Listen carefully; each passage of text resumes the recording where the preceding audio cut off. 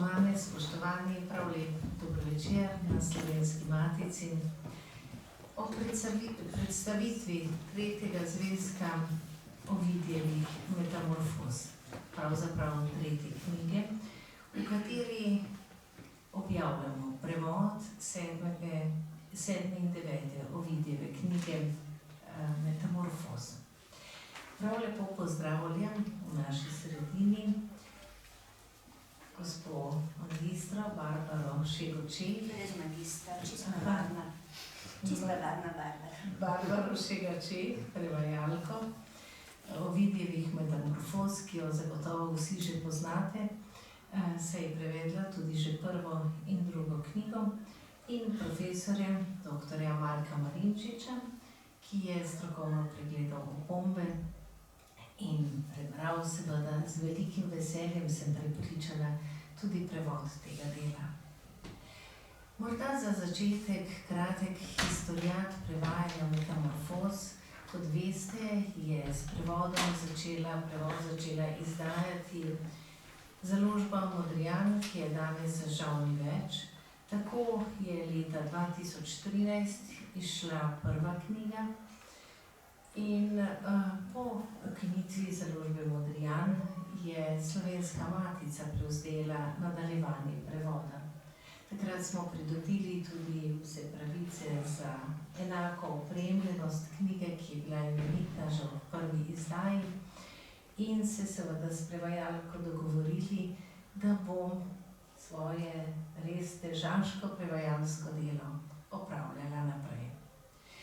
Na slovenskem trgu smo se z metamorfozami v originalu ali s krajšimi prevodi, seveda v slovenskem prostoru srečevali že nekaj časa, morda bo več o tem povedal v nadaljevanju tudi profesor dr. Marinčič. Morda ne omenim samo, glede na to, da je bil zelo ugledni član Slovenske matice in tudi član naših odborov, akademik profesor dr. Kajetan Gantar, da je leta 1977 izdal izbor, leta 1984 pa je sodeloval pri izdaji faksimila Valvazorjeve izdaje Metamorfoz. Toda originalna celovitega prevoda nismo imeli, tako da je založba Modrijan, kot sem že dejala, pred 13 leti začela s tem velikim projektom izdajanja integralnega prevoda. Slovenska matica s ponosom nadaljuje to res častitljivo delo. Tako je leta 2020 pri Slovenski matici izšel drugi zvezek, v katerem so prevedeni 4. do 6. knjiga. Z letnico 2025 proti koncu lanskega leta pa smo izdali še tretji zvezek, 7. prevod od 7. do 9. knjige Ovidijevih metamorfoz. Prevajalka Barbara Šegočeh je seveda uveljavljena. Že leta 2003 je prejela Sovretovo nagrado za svoj prevod, prav tako Ovidijevega dela Umetnost ljubezni. Z metamorfozami pa se zdaj srečujem, kot lahko preberemo samo po izdanih knjigah, zagotovo več kot 15 let, vendar sem prepričana, da je prevajanje se začelo veliko prej, kot je izšla prva knjiga leta 2013, tako da jo nekako vabim za uvod, da nam predstavi svoje srečevanje z Ovidijem in z metamorfozami, pravzaprav svojim življenjskim delom. Hvala lepa. Mogoče bi dodala nekaj besed k opisu tega projekta izdajanja Metamorfoz, s čimer je, kot je znano, začela založba Modrijan, ki je potem tako žalostno zaključila vse svoje načrte. In Mogoče bi dodala k temu še to, da je bil projekt načrtovan takole. Izšlo naj bi 5 knjig, 6 knjig, 5 knjig spevov, to se pravi v vsaki knjigi po 3 spevi in potem še zadnja, 6. knjiga, ki naj bi vsebovala študije vseh tistih raziskovalcev, znanstvenikov ali ljubiteljev Ovidijeve poezije, uveljavljenih ljubiteljev Ovidijeve poezije, ki bi v tej knjigi objavili svoje študije. To se pravi, projekt je bil kar široko zasnovan in upam, da se bo tudi v celoti uresničil. Če se zgodi, da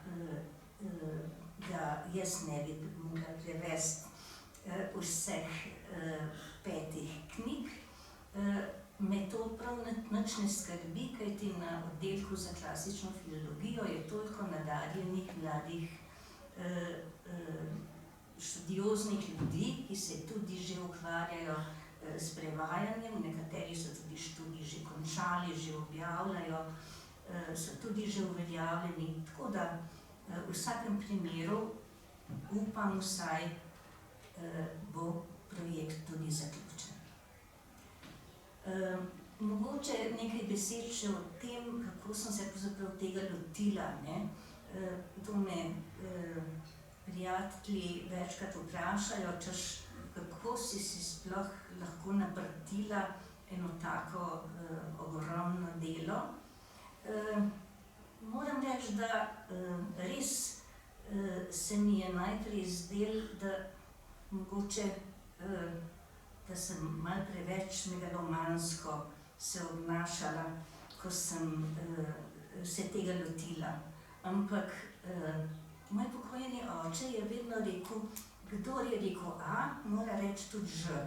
Tako da čisto nič ne obupavam, kljub temu, da je verzov čez 12.000, ampak zdaj sem že posegla v drugo polovico in lahko vam povem, da sem že pri 289. verzu 10. knjige, v tem zatišju, ko je knjiga izšla in mi še ni bilo treba javno nastopati. Zdaj upam, da bosta naslednji 2 knjigi lahko izšli nekoliko s krajšimi presledki, ker sem pač se med tem upokojila in seveda človek ni več tako razcapan na več koncev, je seveda delo poteka bolj mirno in laže. Tako da seveda logično pa je, da je to delo zahtevno, ne pa naporno, kot je rekla gospa glavna urednica. Moram reči, da mi je velik užitek. Prav, kako bi rekla, v vseh teh vprašanjih, ki jih odpira Ovidijeva poezija, konkretno v Metamorfozah predvsem, je najti toliko nekega, kako bi rekla, miselnega gradiva,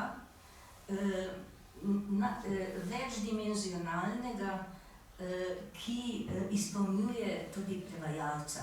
Zlasti, ker se kot prevajalec veliko bolj poglobiš v prevod, kot pa če si samo bralec.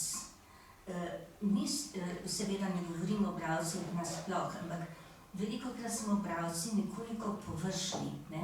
Medtem ko prevajalec mora pa res premleti vsako besedo, vsak vers, vsako besedno zvezo in se potem dokoplješ tudi do nekaterih rešitev, razmišljanj, ki jih mogoče običajni bralec spregleda. No, predvsem bi pa rada se na koncu tega dela zahvalila seveda založbi Slovenska matica in njeni glavni urednici dr. Ignaciji Fridl Jarc, da si je naprtila ta projekt. To ni enostavna reč, zlasti v teh časih ne. Potem bi se rada zahvalila, tukaj spredaj sedi urednica moje knjige, gospa Janina Kos, s katero sva medtem odkrili še eno povezavo. Sva nekako še bolj povezani, kot sva mislili. No in potem seveda dr. Marku Marinčiču, ki me spodbuja, pohvali, to mi veliko pomeni, ker seveda ni vseeno, kdo te pohvali. No in potem seveda bi se rada zahvalila tudi določenim prijateljem, ki so me vedno spodbujali, tudi te spodbude so bile dragocene. In na koncu naj povem še to, preden sem se lotila prevajanja Metamorfoz, sem se obrnila na profesorja Gantarja in ga vprašala, če nima on morda v načrtu, da bo Metamorfoze končal, potem ko je seveda objavil že svoj imenitni izbor. In je rekel, da nikakor nima tega v načrtu, povedal mi je nekaj drugih svojih, zaupal mi nekaj drugih svojih načrtov in seveda je bil zelo zadovoljen, da o tem razmišljam in da se bom tega lotila. In me je tudi ves čas podpiral. Moram reči, da v eni uri pogovora z njim, potem ko mi je vrnil še čisto na začetku, to je bilo pri umetnosti ljubezni in 400 verzov sem mu dala za prebrati.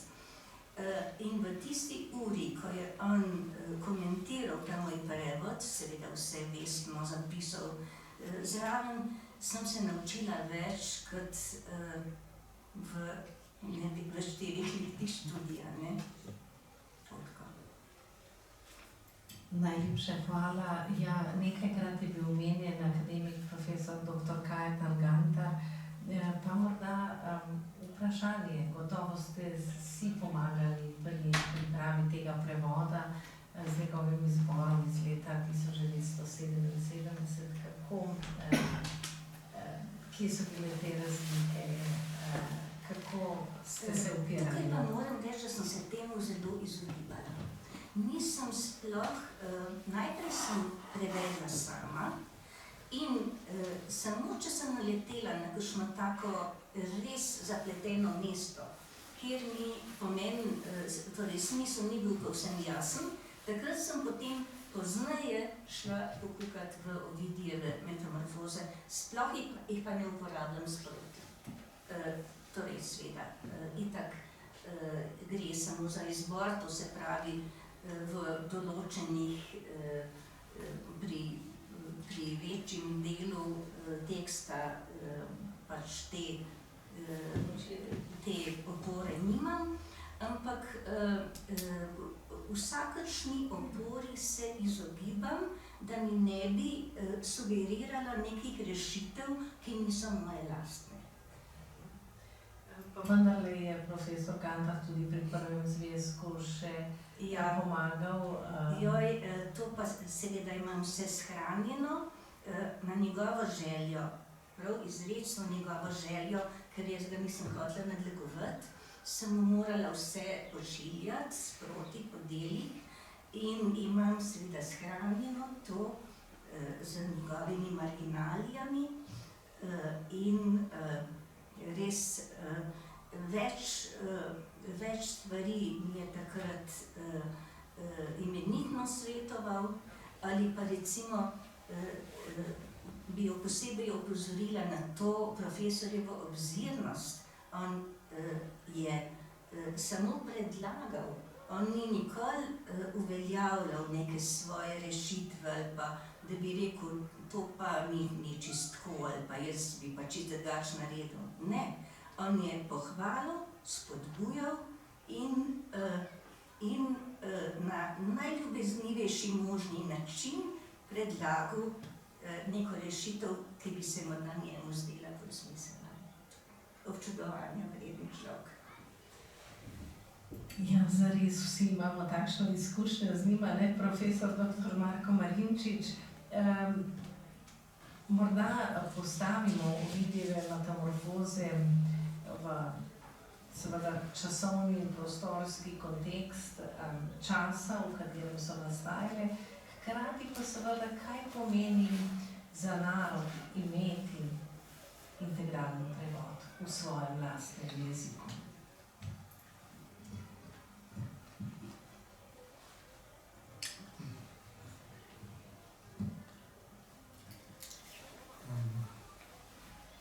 Ja, jaz moram priznati, da se tukaj počutim kar malo odveč.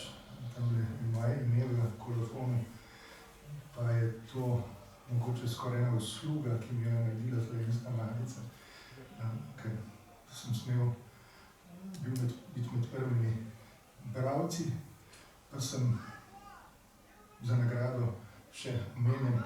Skratka, moja vloga je tukaj popolnoma nična, je pa zelo lepo biti zraven in biti neposredna priča. In seveda bom tudi hvalil še naprej, ko je bilo že omenjeno, da sem vsaj s tem v neko korist. Zdaj, mogoče bi tisto zadnje vprašanje, ne, kaj pomeni za tak narod, kot je naš prevod metamorfoz. In ja, ne, mi smo lahko zelo hvaležni Slovenski matici, da zapolnjuje te strašne vrzeli. Ovidi metamorfoze je že ena taka, Livi je druga taka, pa še nekaj jih je.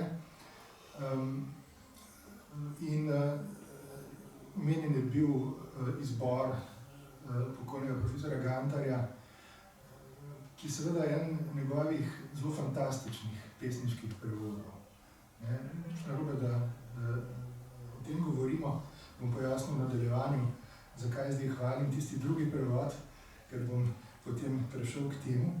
In imamo celo še en celoten prevod Ovidijevih metamorfoz, ki ima eno tako tragično zgodbo zadaj, ne, to je Joža Lovrenčič, goriški pesnik in prosvetni delavec, profesor latinščine, grščine in tudi oseba, ki je bila sposobna že pred drugo svetovno vojno ponovno ustanoviti goriški licej. Kaj se mu je zgodilo in s čim se je zameril tisti novi oblasti po drugi svetovni vojni, pravzaprav težko povedati, ker ni storil popolnoma ničesar političnega, razen če je politično to, da je prispeval nekaj k ponovni obuditvi te slovenske gimnazije. No, ta prevod ni prišel do objave, seveda ne v situaciji, v kakršni se je znašel ta avtor po zaporu in tako naprej.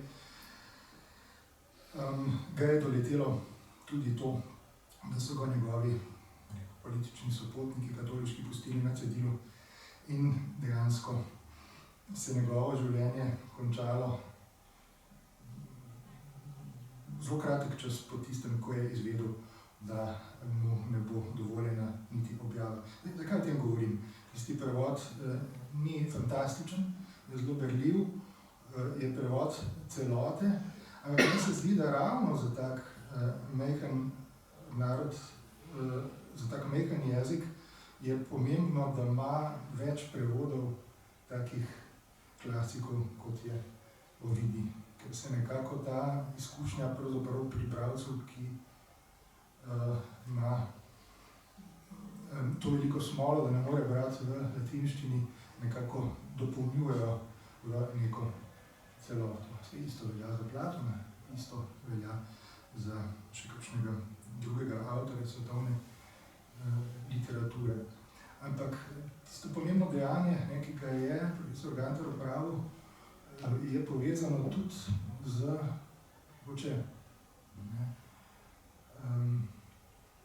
eno zelo radikalno reformo slovenskega heksametra v primerjavi z Antonom Sovretom. Kajti že v 70-ih letih prejšnjega stoletja so bili to zelo naravno, moderno berljivi prevodi rimske poezije, tudi elegije, Ovidij, Morfos. In v resnici je vsem tistim, ki smo se potem lotevali prevajanja rimske poezije z neko verzijo klasicističnega sloga, ki se seveda bolj podaja rimski poeziji, kot pa Sovretov nekoliko arhaični jezik utrl pot vsem tistim, ki smo se potem tega lotevali. Moram reči, da prevesti Ovidijeve Metamorfoze, to je naloga, ki je ni treba nujno opraviti, če ni opravljena na briljanten način. Bolje, da ne, bi se rekel. Ne. In to v tem primeru seveda je. Ne. Ta tekst je izcizeliran dobesedno in zdaj to ponovadi povem, ker je to citat iz Ovidija, ko pravi nekje v zvezi s Pigmaliom, da ars latet ipsa sua arte, da se umetnost skriva za svojo lastno umetnostjo, ne, kar se je imenovalo v antični retoriki dissimulacijo artis, se pravi tajenje umetnosti. Vse je to vtis spontanosti, za katerega bo slovenski bralec seveda moral biti hvaležen, je plod napornega dela. Ne napornega, užitkarskega. Prav. To je ta formula, o kateri govorim, dissimulacija artis. No, zdaj, Ovidijeva zgodba, ne, to je zadnje delo, ki ga je dokončal v Rimu, ne, leta 8. To se pravi, potem Fasti, ki so ostali na pol poti, ne, neka ironija usode, če je ironija, je hotela, da je zaključil ravno z mesecem junijem, kajti mesec, ki bi sledil, julij in tisti potem, avgust, se tukaj kaže ta mogoče malo ominozni luči, je to naključje ali ne. Skratka, zadnje veliko delo in Ovidij ne bi bil Ovidij, če se ne bi potem tudi v izgnanstvu, v zvezi s tem dovolil ene pravzaprav kar malo morbidne potegavščine. On pravi, da je poskusil to dokončano delo uničiti, ampak je že preveč izvodov krožilo po svetu. Ne? To je pa najbrž malo nesramen namig na zgodbo, legendo, morda resnično zgodbo o tem, kako je Vergilij skušal pač s pomočjo dveh prijateljev uničiti Enedo, ki je bila pa res nedokončana in sta se mu izneverila. Skratka, takle nespoštljiv poklon velikemu predhodniku je za Ovidija več kot značilen. Jaz pa mislim, da vedno se dobro spomniti, tudi ta Gantarjev izbor je izbor samo največjih hitov in največji hiti so tisti, ki jih poznamo bolj iz likovne umetnosti kot iz literature. In še druga stvar, ne, da če odpremo katerikoli kompendij antične mitologije, pa ne bo to, ne bojo to Švabove, lepše antične pripovedke, ne bo kakšna ta avtoroška zbirka, bomo presenečeno gotovili, da je ključni vir grške mitologije Ovidij z Metamorfozami. Grški avtorji. So ta posredniška vloga je v kulturnem pogledu izredno pomembna. Kaj bi rekel, da met Ovidija, pa ga met v takem prevodu, to je pač ključen prispevek k našemu svetovljanstvu, kolikor ga še nismo razvili. Zelo pomemben prispevek je ravno to. Slišali smo nekaj, Barbara Šega-Čeh, slišali smo nekaj o transformaciji prevajanja heksametra, že pri Cantarju, oziroma sama forma heksametra seveda zahteva neko svojo dikcijo, kako ste to v slovenski jezik uspeli prilagajati, morda nekaj o sami pesniški formi. Moram reči, da kakšnih posebnih težav pri tem nisem doživljala, razen seveda so pa zaradi te kvalitete, posebne kvalitete slovenskega jezika, ki je tako morfološko gibčen, prihajalo do nekaterih težav. In sicer, recimo, če vzamemo sklanjatev določenih besed, zlasti imen, ki so trozložna, štirizložna, kako v heksameter vpet genitiv, dativ Jupitrovo strelo, naprimer, Jupitrovega bliska. Ni tega mogoče. To se pravi, da si je treba pomagati z rodilnikom v svojilnem pomenu, kar pa v slovenščini zveni strašno okorno. Strela Jupitra, kdo bo pa to bral? Pa recimo kup takih imen, nimfa Aretuza in tako naprej. To so aretuzinega nasmeha, naprimer. Tudi ne gre. Nasmeha Aretuze neprebavljivo. Tukaj so določene težave, čeprav jaz se nočem sprijazniti s tem, da so nerešljive, ampak včasih zelo redko sem si pa morala s takim rodilnikom pomagati, v upanju, da bralec tega ne bo opazil. Potem recimo, o tem je tudi Marko že pisal, ta iktus, poudarek na začetku heksametra. Na začetku heksametra načeloma ne bi smel stati kakšen če ali ko in podobno. Dobro, lahko nanese, da si pomagaš z situacijo, ko postane zlog, ko nastane dolžina po poziciji, da je kakšen konzonantni sklop, ampak recimo, če je najbolj problematičen, še profesor Gantar je uporabljal ako, ampak mi s tem ako ne moramo kaj dosti pomagati, ker je enostavno preveč arhaičen veznik to postal, da bi bil še sprejemljiv. Tako da včasih stoji na začetku če, včasih stoji da, kadar ne gre drugače. Ker misliti je pa treba tudi na berljivost heksametra.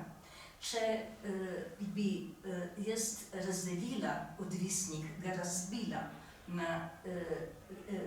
tako, da bi ga pol tičalo v enem verzu in druga polovica v naslednjem, bi šlo to na škodo tekočega branja, bi bilo moteče.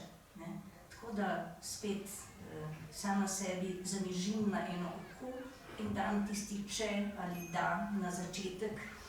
Seveda morata slediti dva nepoudarjena zloga, da je to nekako za silo sprejemljivo. Ni pa tako, kot nas je tega učil profesor Gantar.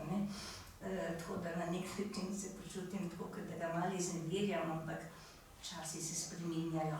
No, pa tudi to nam je večkrat poudaril na koncu heksametra, naj ne bi tičala enozložna beseda. Redko se mi zgodi tudi to, da se malo pokritiziram, ker mi že Marko toliko hvali.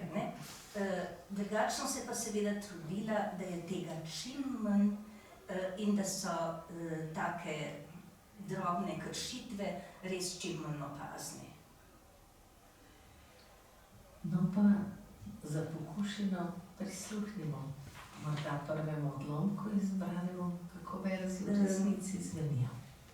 S profesorom Marinčičem sva izbrala 3 odlomke, ki jih bova malo pokomentirala, jaz seveda s prevajalskega vidika. In sicer bi začela z Medejnim samogovorom. Medeja se zaljubi v Jazona, ki pripluje na Kolhido z namenom, da bi si prisvojil zlato runo. In je nekako razklana sama v sebi med ljubeznijo do Jazona in zvestobo domovini oziroma kolhijskemu kralju, svojemu očetu. In za Ovidija so značilni ti samogovori, ko se oseba, običajno so to ženske, čeprav v heroidah tudi moški, sprašujejo, kaj naj storijo. In v bistvu se sami s sabo borijo v tej svoji dilemi, kaj storiti v nekem takem trenutku. V tem se Ajetova hči raznami v ljubezenskem ognju. Dolgo se s tem je borila, potem pa, ko ni več z razumom zmogla krotiti strasti, si je rekla: Zaman se, Medeja, čustvom upiraš, le kdo od bogov te ovira? Če Bog ni, čudno, pa res bo kaj takega, čemur se reče ljubezen. Kdo ve, zakaj se mi zdijo ukazi očeta prestrogi? Saj tudi so. Le zakaj trepetam za življenje nekoga, saj sem ga komaj spoznala? Odkot ta tesnoba izvira? Ogenj pogasi nesrečno dekle, ki se vnevtije v prsih, dokler lahko. Če bi zmogla, bi misli se bolj mi zbistrile. Sila neznana me žene, čeprav se upiram. Ljubezen eno mi pravi, razum pa spet drugo. Kaj bolje je zame, vidim in vem, a me vleče v pogubo. Zakaj se, kraljična, nemaš za tujca, si zakon v oddaljenem svetu zamišljaš? Najdeš lahko si ljubezen doma. Če bo Jazon nazadnje živ ali mrtev, je volja bogov. Preživi naj. Morda ga niti ne ljubim, a smem to želeti. Le kaj je zagrešil? Komu, če ni brez srca, bi se fant ne prikupil z mladostjo, z žlahtnostjo, s svojim pogumom? Žlahtnost sem prepisala od profesorja Gantarja. In koga, če drugo odmislim, ne bi očaral z lepoto? Še moje srce je očaral. Toda, če nič ne ukrenem, ožgal ga sopuh bo iz gobcev kraljevih bikov in lastni bo setvi podlegel, sovragom zraslim iz zemlje. Če ne, bo pa plen požrešnega zmaja. Saj bi mi tigrica mati bila, če bi to dopustila. V srcu tedaj bi nosila, priznam, le železo in kamen. Zrem naj še vanko umira, oči naj s pogledom si skrunim v svoji sokrivdi. Zakaj sploh nam še nalašče naščuvam bikov in zemeljskih stvorov, besnečih pa budnega zmaja? Naj mu bogovi naklonijo boljšo usodo, če tudi moram jo zanj izboriti in ne izprositi. Izdam naj žezlo očetno in tujca neznano odkot obvarujem s čarno močjo. Ga naj rešim zato, da brez mene odjadra. Z drugo oženi se, jaz pa Medeja naj čakam na kazen. Če je sposoben tega, da si drugo izbere, ne mene, naj nehvaležnež umre. A njegove obrazne poteze, žlahtnost duha in privlačna pojava me nič ne plašijo, da bi bil kak prevarant, ki na mojo pomoč bi pozabil. čuda. Si zasluži prvo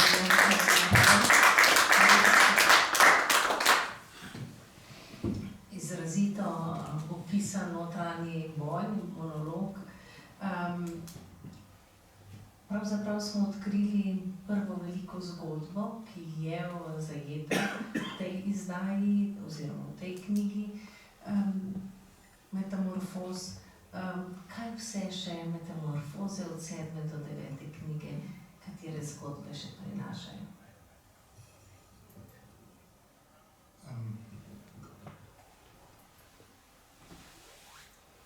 Mogoče, zanimivo, ko se sploh vidi loteva te mitološke tradicije. Ne spušča se v tekmo s Homerjem, Virgilijem, to je nemogoča tekma. In dejansko skuša iskati še nepovedane zgodbe. Ena taka, bomo slišali odlomek, je tudi znamenita pripoved o Dedalu in Ikarju. Ni sledu, da bi bila pred Ovidijem kakršnakoli obsežnejša obravnava te zgodbe. Bom pa zdaj nekaj povedal, kaj je Ovidijeva iztočnica v tistem primeru v resnici. To je velik hit, ki pa ga je verjetno v veliki meri ustvaril Ovidij sam. In pa še ena taka antologijska Filemon in Balkida, ki je mojstrovina skrajnega realizma. Ampak glede Medeja, bi mogoče to, seveda gre za psihološko študijo, ampak to je mogoče najbolj retorična obravnava Medeje, Medejnega lika v vse antični literaturi. Najbolj retorična. Ovidij se tukaj malo postavlja na laž, namenoma. On hoče preizkusiti vse poti, vse slogovne registre, vse žanre, na vse zadnje je to zgodba iz tragedije. Postavlja se nekoliko na laž, ker pravi v tisti svoji znameniti pesniški avtobiografiji, ko se je šolal za pravnika, odvetnika, okoli že, ampak da ni šlo, ker vse, kar sem zapisal, je bilo vers. Tukaj mogoče pa napravi nek vzvraten poklon temu svojemu zamujenemu poklicu. Nekaj tega je ostalo in to je seveda zavestno. To je zavestno. Medeja je že prevečkrat slišana zgodba, je predznana, Ovidij, Apolonij Rodoški, poznajo potem Seneca. In Ovidij se je ravno zato lotil trikrat. Enkrat v pismih Junakinj, enkrat v Metamorfozah, ampak že zdavnaj prej, v začetku svoje kariere, v tragediji z naslovom Medeja. To je velika izguba. To je bila velika dragocenost, prav še posebej, ker je rimsko gledališče že zdavnaj prej zašlo v krizo. In ta Ovidijeva Medeja je samo ena od zgolj 2 dram, ki se omenjajo iz Avgustovega časa. Ničesar ni hotel pustiti nepreizkušenega in primeru ravno po zgodbi, ki je bila mogoče slišana že prevečkrat. Vključno s to alegorično dilemo, notranjim bojem med ljubeznijo in razumom. To je bilo že slišano. To je že pri Euripidu. Samo v čem pa je Ovidijeva inovacija? Kontekst tega medejnega, dramatičnega monologa je prvotno načrt zločinskega dejanja umora otrok. Ovidij pa postavi ta monolog z vsemi retoričnimi formulami, ki k temu sodijo, v erotični kontekst. To je pa nekaj v resnici novega. Monolog srečamo na mestu, kjer ga ne bi pričakovali. Ikar? Ja, Ikar, mogoče, ker sem rekel, kaj je njegova očitna iztočnica. Njegova očitna iztočnica je nepresegljivi tekmec Virgilij, ki ima na začetku 6. knjige Eneide opisa polnega svetišča v Kumah. Preden gre, ne, potem je bilo v podzemlje. In različne podobe so krasile to svetišče. Nazadnje pa pravi, da bi Dedal v podobo tudi to zgodbo, smrti svojega sina, če mu ne bi očetovska roka dvakrat omahnila. Vergilij omenja zgodbo, ki si je na Apolonovem svetišču v Kumah ni mogoče ogledati, ker je bila bolečina za očeta, ki je bil umetnik, prevelika. Naloga, ki jo je Vergilij pustil nedokončano odprto in točno v ta prostor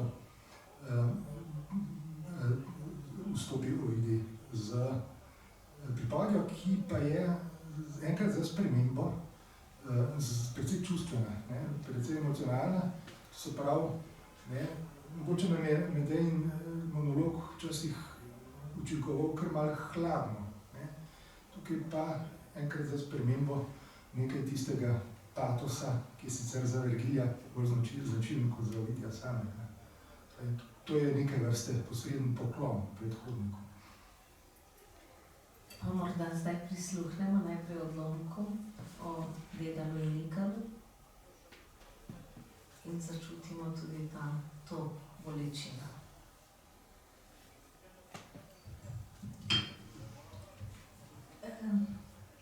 Dedal, kot je znano, je pristal na Kreti, kjer mu je nudil zavetje kralj Minos, vendar se je Krete naveličal, Minos pa mu ni dopustil odhoda.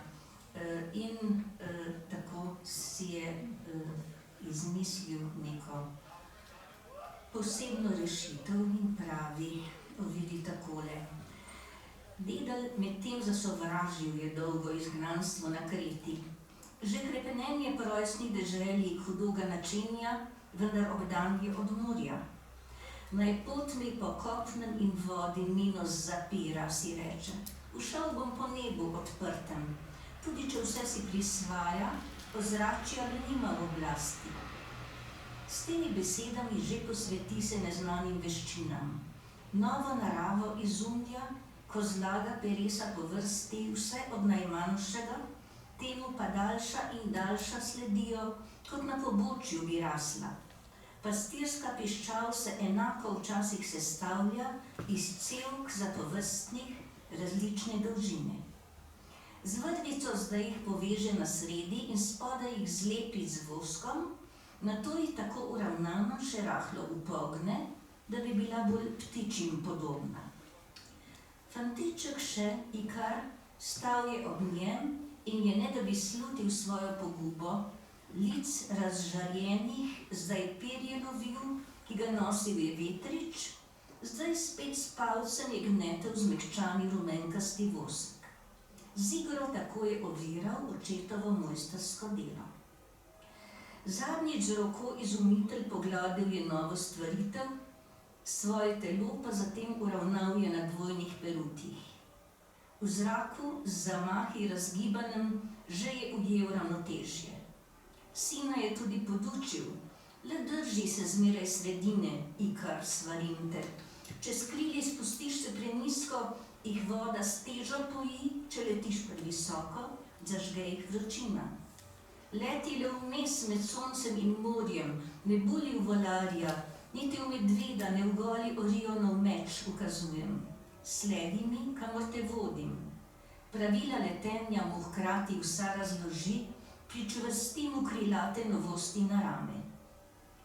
Sredi svaril in opravkov so starcu se lic orošenih roke očetovske tresle.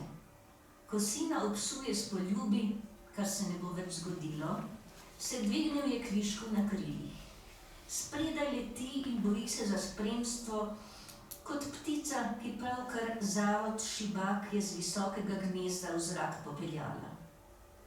naj mu sledi, ga bodri in uči ga pogubne veščine, svoje peruti pregiba in sinove hkrati nadzira.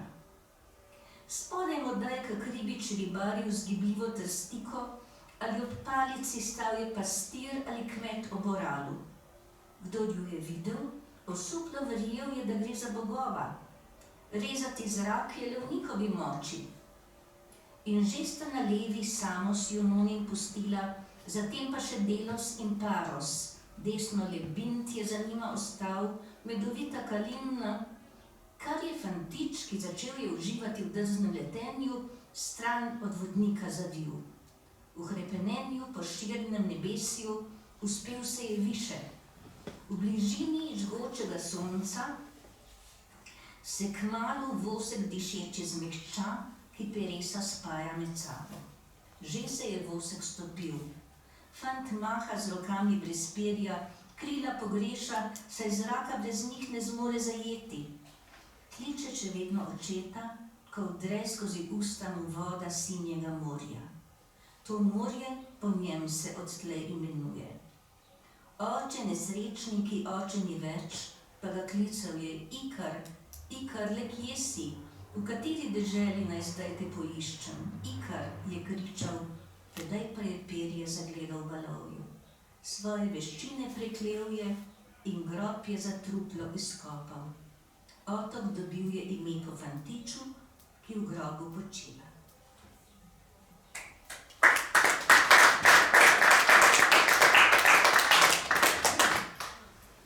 Otok, ki ima ime po fantiču, je danes Ikarija in morda ni naključje, da velja za modro cono Evrope, ker ljudje živijo najdlje, torej uživajo nekakšno večno mladost, ki mi jo je prinesel Ikar, če simbolno prenesemo to sporočilo.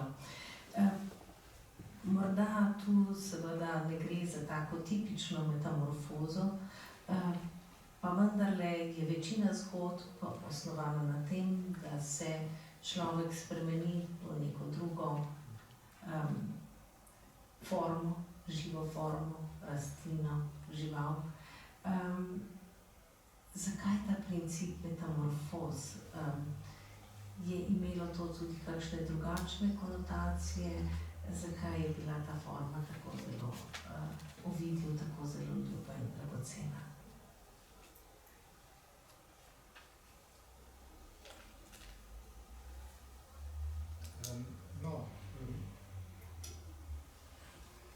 Veliko so se spraševali o tem, ima ideja te monumentalne pesnitve v ozadju nek filozofski koncept. Pravzaprav nekega očitnega filozofskega ozadja ni mogoče razbrati. Za Ovidija je tak načrtovano kaotičen ep, seveda predvsem literarni, pripovedovalski, estetski izziv. In pravzaprav lahko gledamo na ta ep kot na en zelo popoln register kozmosa, to se pravi sveta, pa tudi človeškega kozmosa, človeških mikrokozmosov, psiholoških mikrokozmosov. In princip metamorfoze je način, kako pojasniti skozi preobrazbo svet, kakršen je zdaj, ta trenutek. Prav na videz pripoveduje zgodovino kozmosa od začetka do svojega lastnega časa in tako tudi napove pesnitev na začetku, ampak to, čemur smo priča potem kot bralci, je pa en panoramičen, pravzaprav sinhron pogled na svet v neknem gibanju, ki je recimo temu spodaj pod nami, če se počutimo kot olimpski bogovi in tukaj se lahko počutimo skupaj z njim. In zdaj, metamorfoza kot taka je skupni imenovalec, ampak tudi tukaj gre za eno zelo veliko pripovedovalsko preizkušnjo, v času, ko ko vizualne umetnosti še niso omogočale upodobitve gibanja, slike v gibanju, je pa to mogoče v literaturi in ta proces preobrazbe pri živem telesu, ne, je take vrste preizkušnja ob vseh, bi rekel, ne, estetskih prepadih, ne, ki se jim tukaj Ovidi približuje. Marsikatera preobrazba nam mora učinkovati nekoliko odbojno celo, ne. In to je tudi eno področje estetike, ki ga Ovidi noče pustiti neraziskanega. V tem primeru, ne, smo pogrešali metamorfozo, ja, ne, Dedal potem opusti svojo umetnost. To je ene vrste preobrazba, ne, umetnost, ki mu je odvzela sina. Mogoče najbolj nenavadna med vsemi, ne. Seveda, Ikar je dal ime Ikari. To je že metamorfoza, ampak druga je pa Dedalova notranja preobrazba. Tukaj se seveda na Vergilija navezuje. Vergilij je govoril o Dedalovi umetniški nemoči, umetniški frustraciji, ki je posledica te izgube. Tudi to vidi potem dejansko na svojevrsten način udejanji. Na nasprotni strani imamo pa Pigmaliona, to je pa edini primer, ko se neživo spremeni v živo, ko se kip lepe ženske spremeni, zmehča v resnično žensko. Edina taka metamorfoza, kajti oživiti neživo je nekaj, kar zmore samo umetnost. Ne bo Ovidi, ne pričakujmo zaključil nobene zgodbe z moralo, ne. Čeprav se marsikateri tudi v tej ponuja skoraj basenska morala, ne, na račun previsokih vzponov.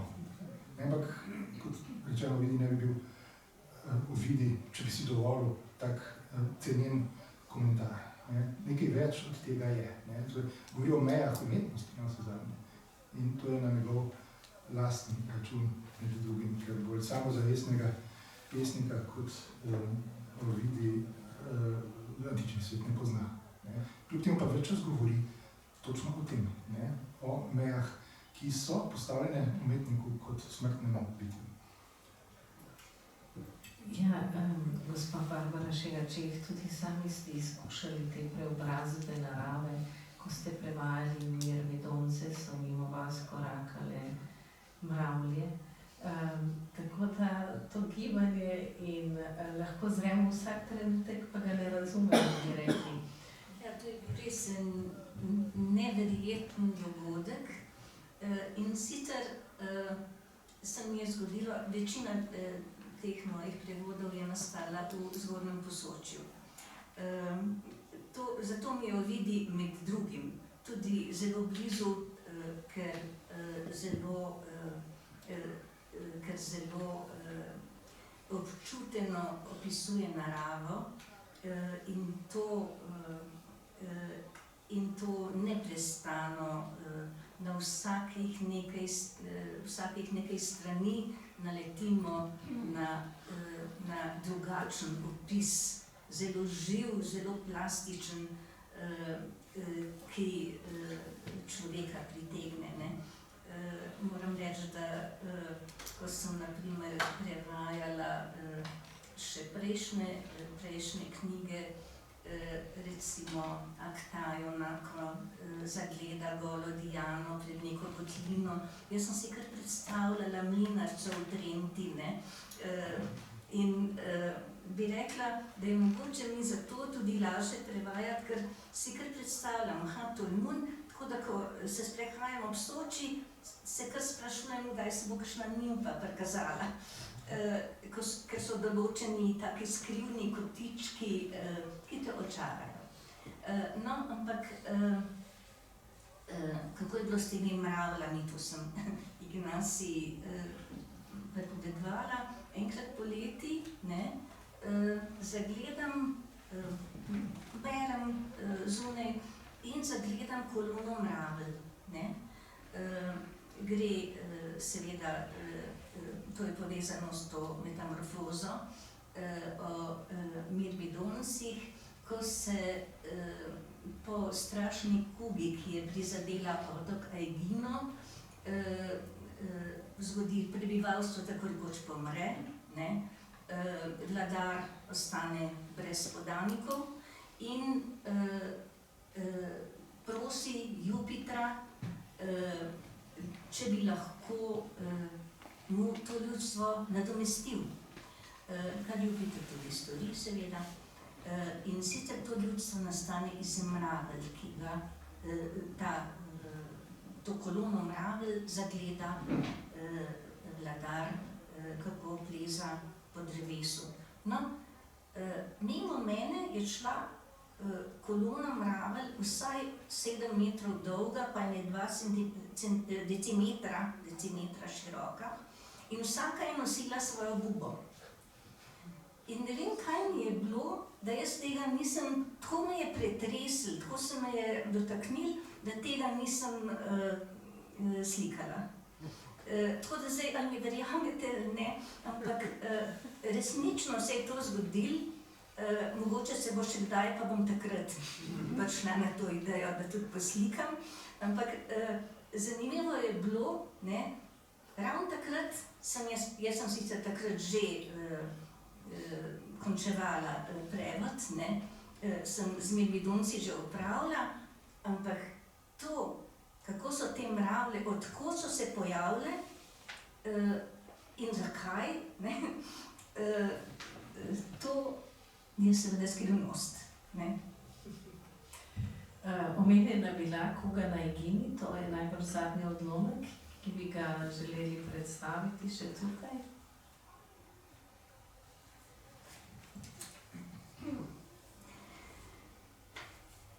Kugo pogubno nad ljudstvo poslala je Juno krivična. V jezi, ker otok dobil je ime po priležnici mrski. Kralj, vladar Aegine, se je združil z nimfo Aegino in seveda ljubosumna soproga je poslala to ujmo nad prebivalstvo. Dokler na videz je šlo za človeško bolezen in vzrok za tolikšno ujmo je bil še prikrit, smo se vztrajno borili z zdravljenjem veščin. Smrt zmagovala je, trud je opešal. Najprej je zemljo nebo z meglo nepredirno zastrlo, medlo vročino, povsod je tesno zagrnilo z oblaki. 4-krat luna medtem je v oblo že krajca strnila, 4-krat stanjšala oblo popolno, jo spet zatemnila, topli vetrovi so z juga prignali še smrtno soparo. Ve se, da klice podrle so v jezera, vodne izvire, prek neobdelanih polj je na tisoče kač gomazelo, reke tekoče vsevprek so okužile s svojimi strupi. Prvi podlegli so psi in ptice in ovce, govedo, moč te nenadne bolezni zatem je zveri pokosila.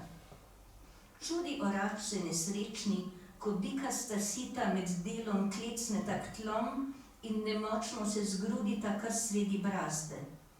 Blejejo črede ovac, slabotnih glasov od bolezni, shiranih trupov in volna kar sama od sebe odpada. Konj, ki nekoč je v oblaku prahu že slavo na dirkah, Hira, ne spomni se več lovorik ob zmagah nekdanjih, čaka na mučni pogin, medtem pa ječi neprestano. Tudi merjasec več ne besni in košuta na beg se več ne zanese, medvedi ne ropajo čredne živine. Vse je zajela otrplost. V gozdovih, na poljih, po cestah trupla nagnusno ležijo in zrak od okužbe zaudarja. Zdaj bom povedal še čudo. Ne psi, ne požrešni krilatci, trupel se niso lotili, ne sivi volkovi. Razpadla dalje trohnijo in s smradom škodljivim razširjajo kužnost. Morda še kratek komentar k temu odlomku.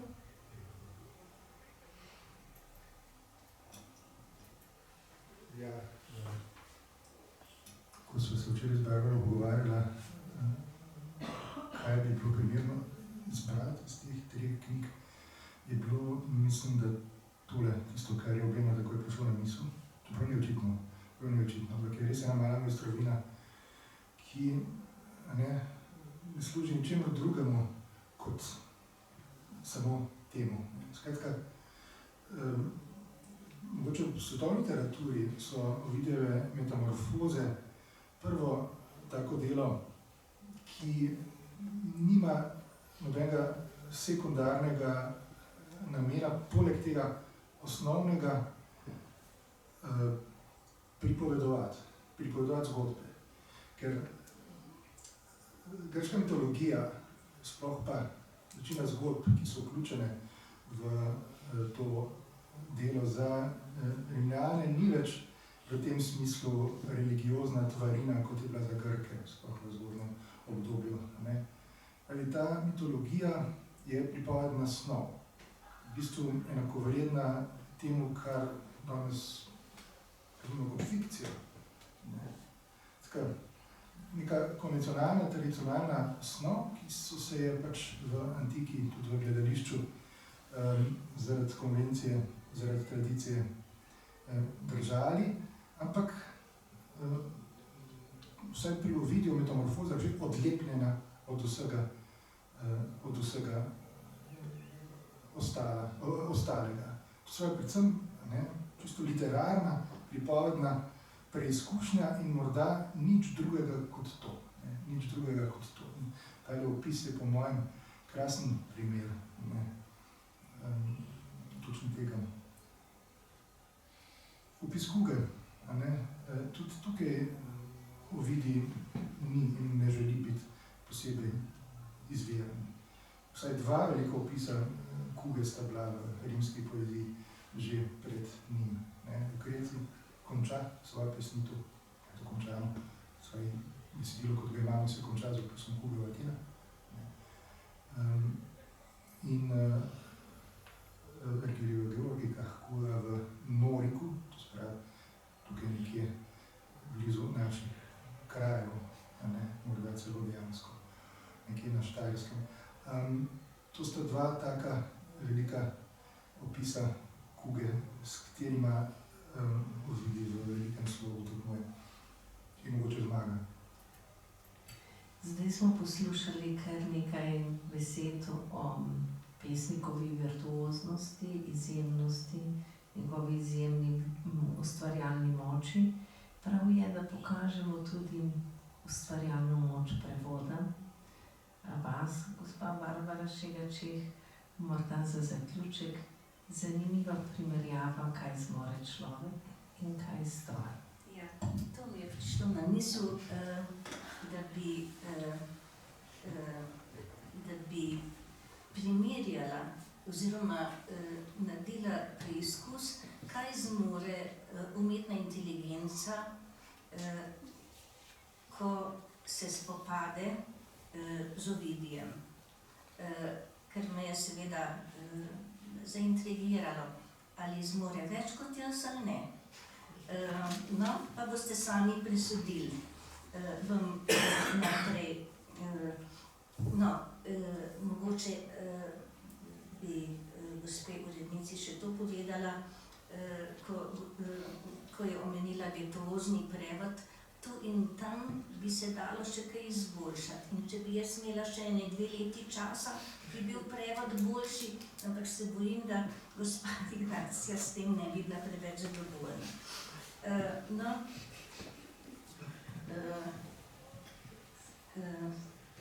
Tukaj samo tem.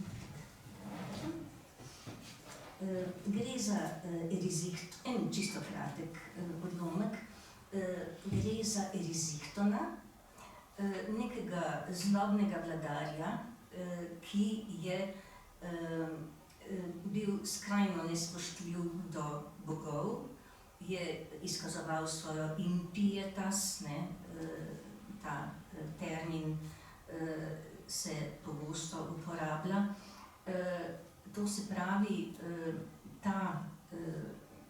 in je posekal Cerenin hrast. Cerenin hrast, hrast boginje Cerere, v njenem svetem gaju, ogromen hrast, ki so bila vsa druga visoka drevesa, pravi Ovidij, pod njim videti tako, kot če bi spodaj rasla trava. Skratka, v tem gaju so plesale nimfe okrog tega hrasta in ta vladar ga je v svoji nadutosti, v svojem napuhu podrl, posekal.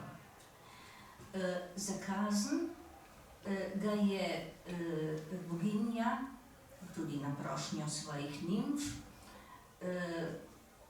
s pomočjo lakote, božanstva, izjemno neprijetnega božanstva, gre za personifikacijo lakote, torej kaznovala z nenehno lakoto. En kratek odlomek se glasi tako: spanec spokojni, naprej rizihto nabožal je nežno z lahnimi krili. Jedil zahteva v sanskem prividu, žveči jih s praznimi usti in melje z zobmi neprestano. Grlo prevarano s hrano utruja, ki sploh ne obstaja, golta zaman le zračno prosojnost namesto obeda. Ko se je zbudil iz sna, pa popade ga silna požrešnost. Ta obvladuje možrelo pogoltno in žgoče črevesje. Brez obotavljanja terja, kar morje ponuja, kar zemlja, kar še ozračje. Ob mizah z jedačo nad lakoto toži, sredi gostije zahteva gostijo, kar mestom velikim ali še ljudstvu bilo bi dovolj, pa moža ne nasiti. Bolj ko si trebuh nabaše, tem huje ga lakota grudi. Kakor morje, ki se zlivajo vanj vse reke v deželi, nikdar ni polno in srka vodoše iz rek tujerodnih, kakor se roparski ogenj nikdar ne odreče hranivu, hlode neštete se žge in kolikor več je goriva, bolj je pogolten, saj sama grmada je bolj nenasitna, ravno tako Erizikton brezvestni požigra jedačo. Hkrati pa hoče še več požrtije. Uživanje hrane zanj je le vzrok, da se hrani. Ko je, si ustvarja praznino. No, in zdaj je ta prevod. Dva prevoda imam na voljo, ampak sta si zelo podobna. No? Nežen spanec je še božal Erizitona z mirnimi krili. On pa v podobi sna išče hrano in prazna usta premika, zobe ob zobeh utruja, goltne praznino in namesto gostije zastonj požira tanek zrak. Ko pa mir izgine, podivja vročica hranjenja in vlada v nenasitnem grlu in gorečem drobovju. Brez odlašanja zahteva vse, kar morje, zemlja in zrak rodijo, ob polnih mizah se pridružuje nad stradanjem, sredi pojedine išče novo pojedino. Kar bi zadostovalo mestom in celemu ljudstvu, ni dovolj za enega samega. Več ko dobi, več si želi spraviti v svoj trebuh. Kot morje sprejema reke iz vse zemlje, a se ne nasiti z vodo in pije tuje tokove, in kot grbežljiv ogenj nikoli ne zavrne hrane, se žge nešteta debla in bolj ko je obilen, več zahteva in je bolj požrečen od same množice drv. Tako usta brezbožnega Erizitona sprejemajo vse jedi in jih hkrati zahtevajo. Vsaka hrana v njem je vzrok za novo hrano. Z jedjo vedno nastane nov prazen prostor. Ne. Z vsem spoštovanjem do moderne tehnologije, vendarle literarnim prevodom bo pa umetna inteligenca po mojem skromnem mnenju težko kos. In upajmo, da jim ne bo kos in bomo še naprej častili pesniško ustvarjalnost, prevajalsko ustvarjalnost. Spoštovane, spoštovani, morda kakšno vprašanje iz publike?